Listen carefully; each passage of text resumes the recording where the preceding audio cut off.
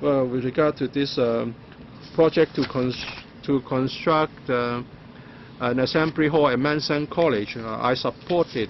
It became a subvented school in 1978. It did not have a assembly hall. The school campus is big. I didn't understand why they had this problem. Then I understand that although the campus is big, but they have both a secondary school, a primary school, and a kindergarten.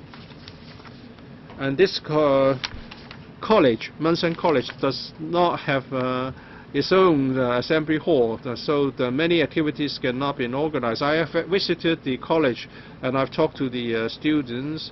I'm told that the music activities and even PE programs have encountered difficulties in organization. So we're now making up for the shortage of essential facility. So it's really urgent. And secondly, I want to talk about the paper. Apart from government funding, Manson College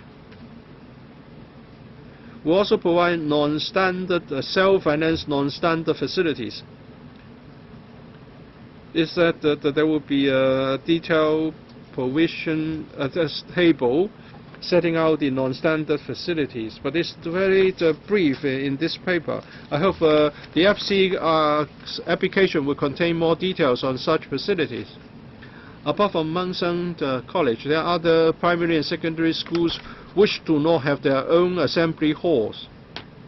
Can we be given some data on such schools?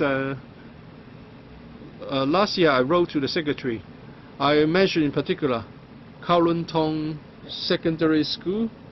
It does not have an assembly hall, and when it rains, the student can only stand in the corridors. They have nowhere to take the recess or to do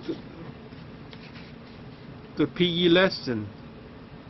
So are there plans to address the problems faced by schools like Kowloon Tong Secondary School? Permanent Secretary, I don't have the detailed information with me on how many schools are not having their assembly halls. But in respect of Kowloon Tong Secondary School, let me say something about this. We have been paying attention to the teaching and learning environment of schools.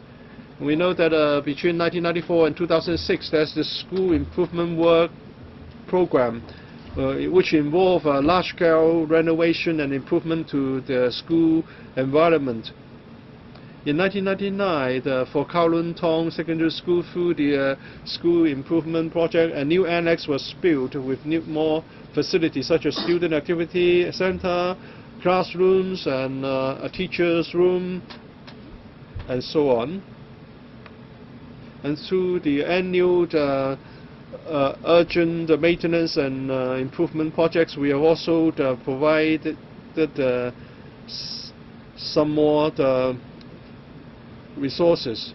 We have built a new annex for the school already.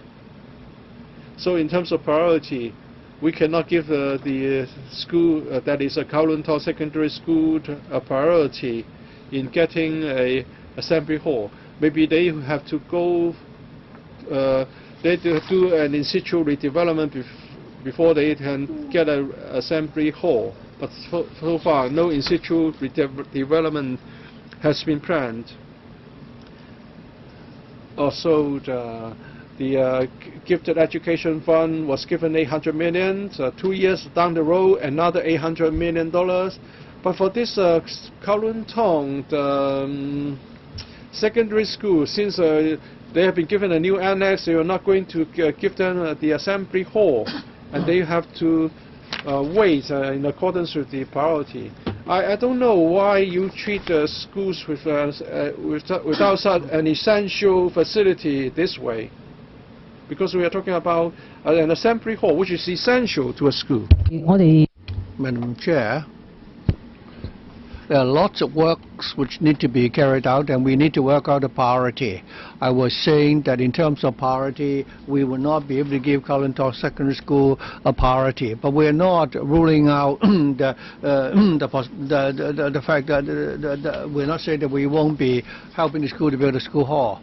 The resources we are putting on to schools is quite substantial already. In the budget this year, we have already increased the provision by 28%.